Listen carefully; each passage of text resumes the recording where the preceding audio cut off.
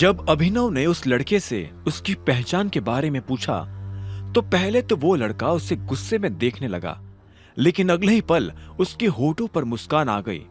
आखिर में उसकी मुस्कान हंसी में बदल गई और उसने कहा, भाई तुझे ज्यादा चढ़ गई है क्या? तुझे पता भी है तू किससे क्या सवाल पूछ रहा है?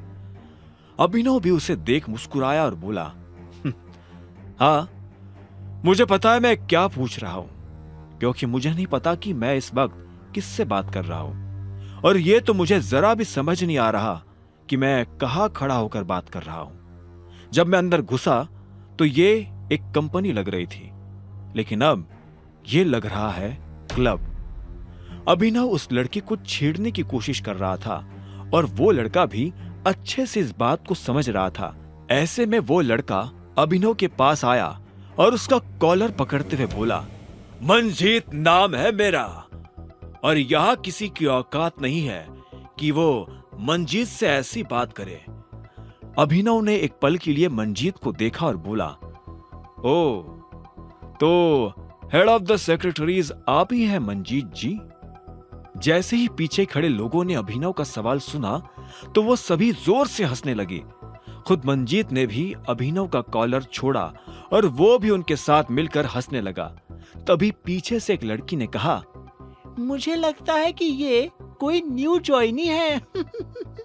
अभिनव ये सुनकर उस लड़की को घूरते हुए देखने लगा। उसे समझ नहीं आ रहा था कि बार बार उसे ये सवाल क्यों किया जा रहा था कि वो न्यू ज्वाइनी है या नहीं। तभी एक आदमी ने कहा, हाँ ये भी इसी तालाब की एक मछली है, और उसने एक शैंपेन की बोतल खोल ली। इसके बाद उस लड़की ने कुर्सी खींची और उस पर बैठकर बोला, मेरा तो ये आज का लास्ट है। तभी पीछे से एक और लड़की ने कहा, एक लास्ट मेरा भी बना दे। मैं तो ये वाइन पीऊंगा। इतने में एक लड़की ने वाइन की बोतल देखते हुए कहा और उसकी तरफ बढ़ने लगा। जैसे ही वो उसे उठाने वाला था कि इतने में वो बोतल उसके हाथ से छूटी और नीचे गिरकर टूट गई। सब लोगों के मुंह से एक साथ निकला, अभिनव को अभी भी समझ नहीं आ रहा था कि वहां चल क्या रहा है। ऐसे में उसने कहा, ये सब क्या हो रहा है और हेड ऑफ द सेक्रेटरीज कौन है? तुम्हें जानना है? इतने में अभिनव को अपने सवाल के जवाब में एक लड़की की मीठी सी आवाज सुनाई दी। अभिनव ने पलटकर देखा तो पाया कि एक सुंदर सी लड़की उसके सामने खड़ी थी। ये और कोई नहीं बल्कि वही लड़की थी जो मंजीत के साथ टेबल पर थी। अभिनव ने उसे देखते ही उससे नजरें फेर ली, लेकिन उसे उस लड़की से घिन आ रही थी। लेकिन उस लड़की ने अभिनव से कहा, ये तो तुम जानते ही हो कि ये मंजीत है, लेकिन तुम्हारी जानकारी के लिए बता दूं कि ये हेड ऑफ द सेक्रेटरीज से भी ऊपर है। अगर तुम्हें अपनी जॉब से पहले दिन फायर नहीं होना है तो ये जैसा बोले तुम्हें वैसा करना पड़ेगा। अभिनव को अब समझ में आ गया था कि वो लड़की मंजीत के साथ सबके सामने ऐसी हरकतें करने के लिए क्यों राजी हो गई थी। उसने इस बार उस लड़की की तरफ देखते हुए कहा, तभी मैं सोचूं कि तुम इसके साथ सबके सामने ऑफिस में इतनी घटिया हरकत क्यों कर रही थी। तुम्हें यह राइट नहीं है कि तुम मेरे ऊपर इल्जाम लगाओ। उस लड़की ने अपना सिर नीचे झुकाते हुए कहा। इतने में मंजीत आगे आया और ताली बजाते हुए बोला, चलो गाइस, पार्टी इज ओवर और इस जगह की सफाई का काम मैं हमारे न्यू ज्वाइनी को हैंड ओवर करना चाहूंगा, ताकि हम कल फिर से एक साफ सुथरी जगह पर पार्टी कर सके। मंजीत की ये बात सुनते ही सभी खुशी से चिल्ला उठे, सिवाय उस लड़की के जिसने अभिनव से सवाल पूछा था। अभिनव देख पा रहा था कि उस लड़की के साथ जो कुछ भी हुआ वो सब करने के लिए उसे मजबूर किया गया था। अभिनव ने मंजीत की आंखों में देखा और बोला, ठीक है, लेकिन जब तक मैं सफाई करके फ्री ना होऊंगा तब तक क्या आप सभी लोग ऑफिस में ही मिलोगे? नहीं, हमें अभी एक और पार्टी में जाना है। एक लड़की ने पीछे से कहा और जोर से हंसने लगा। उसके साथ बाकी लोग भी हंसते जा रहे थे। अभिनव ने धीरे से हाँ में अपना सिर हिलाया और बोला, तो फिर आप मुझे थोड़ा सा टाइम दीजिए, मैं जरा दरवाजे से सफाई शुरू करता हूं। इतना कहते ही अभिनव तेजी से दरवाजे की तरफ बढ़ने लगा। इस बीच सभी लोग आपस में बात कर रहे थे और किसी का ध्यान इस बात पर नहीं था कि अभिनव क्या कर रहा था। उधर अभिनव दरवाजे के पास आया और उसने दरवाजा बंद कर दिया। इसके बाद उसने चाबी निकालकर अपनी जेब में डाली और फिर से उन लोगों की तरफ देखने लगा। इस बार ताली बजाने की बारी अभिनव की थी। अभिनव ने ताली बजाई और बोला, सो गाइस, अगर फन हो गया हो तो अब थोड़ी सी एक्सरसाइज कर ली जाए। इतना कहते ही अभिनव के चेहरे पर मुस्कान आ गई थी। एक लड़की ने उसे गुस्से में घूरते हुए देखा और बोली, क्या बकवास कर रहे हो? अभिनव ने मंजीत को देखा तो पाया कि वह अब किसी दूसरी लड़की के साथ जबरदस्ती करने की कोशिश कर रहा था। उसने तो अभिनव की बात तक नहीं सुनी थी। अभिनव मंजीत के पास आया और जैसे ही मंजीत उस लड़की के कंधे पर अपना हाथ रखने वाला था, अभिनव ने उसका हाथ पकड़कर उसे पीछे खींच लिया। लड़कियों की इज्जत करना सीखो सर, अभिनव ने ताना मारते हुए कहा और मंजीत का हाथ कसकर मरोड़ दिया। ये क्या कर रहा है साले? मंजीत ने दर्द में कराहते हुए कहा और फिर अपने आप को बचाने के लिए वो अपने लड़कों की तरफ देखने लगा। वहां खड़े सभी लोग ये नजारा देखकर हैरान हो गए थे। किसी ने सोचा भी नहीं था कि अभिनव मंजीत के साथ ऐसा कुछ कर सकता है। इतने में मंजीत चिल्लाया, अरे खड़े क्या हो सालो, पकड़ो इस कमीने को। उसकी बात सुनते ही सारे लोग भागते हुए अभिनव की तरफ बढ़ने लगे। अभिनव ने मंजीत की गर्दन पर वार किया और मंजीत नीचे गिर गया। अभिनव के वार के बाद मंजीत को सांस लेने में भी बड़ी दिक्कत हो रही थी। जब बाकी लोग अभिनव पर हमला करने वाले थे तो वहां खड़ी लड़कियां अपने आप 2 कदम पीछे हट गई।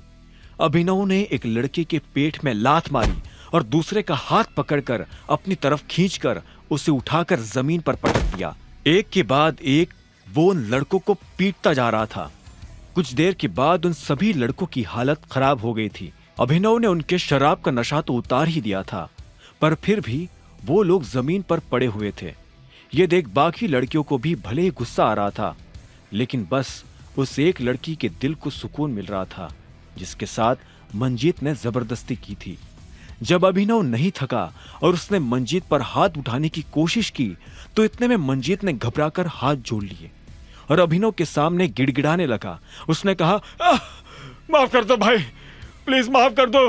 ना तो ये हेड ऑफ सेक्रेटरीज का ऑफिस है और ना ही मैं हेड ऑफ सेक्रेटरी से ऊपर हूँ। हम तो बस तुम्हारी टांग खींच रहे थे, जैसे हर न्यू ज्वाइनी की खींचते हैं। मंजीत के मुंह से ये बात सुनते ही अभिनव ने अपना मुक्का रोक लिया और जोर जोर से हंसने लगा। उसे समझ नहीं आ रहा था कि मंजीत ने उसकी टांग खींची थी या उसने मंजीत की। उसने मंजीत को जाने दिया और उस लड़की की तरफ देखने लगा जिसके साथ मंजीत ने बदतमीजी की थी।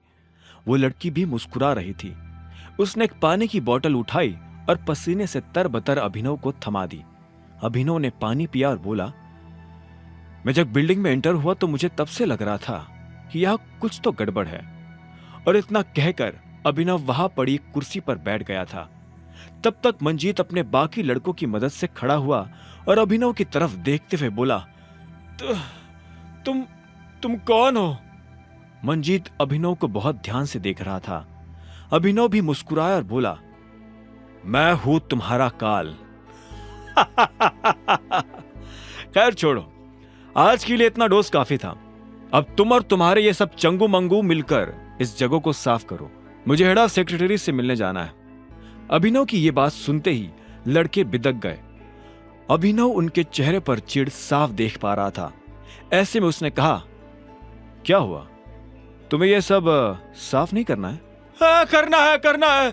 किसने कहा नहीं करना है? बिल्कुल करना है। अगर आपको और कुछ करवाना हो तो हमें वो भी बता दीजिए। इतने में मंजीत ने कहा। अभिनव ने मंजीत को देखा और एक गहरी सांस लेते हुए बोला, इस हॉल में जो कुछ हुआ वो इस हॉल तक ही रहना चाहिए, बाहर किसी को बताने की जरूरत नहीं है। अगर कोई पूछे तो कहना कि तुमने मेरे साथ भी वही ट्रीटमेंट किया था जो तुम बाकी नए लोगों के साथ करते हो। जैसा आप कहे भाई, मंजीत ने कहा। अभिनव उसे देख मुस्कुराया और बोला, अब कोई बताएगा कि हेड ऑफ सेक्रेटरीज का? इससे पहले कि अभिनव अपनी बात पूरी कर पाता, मंजीत ने बीच में कहा, फिफ्थ फ्लोर पर है भाई, लिफ्ट से निकलते ही लेफ्ट। अभिनव उसकी बात सुन मुस्कुराया और बोला, good, I like helpful people like you, keep cleaning, okay. ये सुनकर कुछ लड़कियों की हंसी निकल गई। उधर अभिनव भी उन लोगों को छोड़कर फिर से लिफ्ट में आ गया था।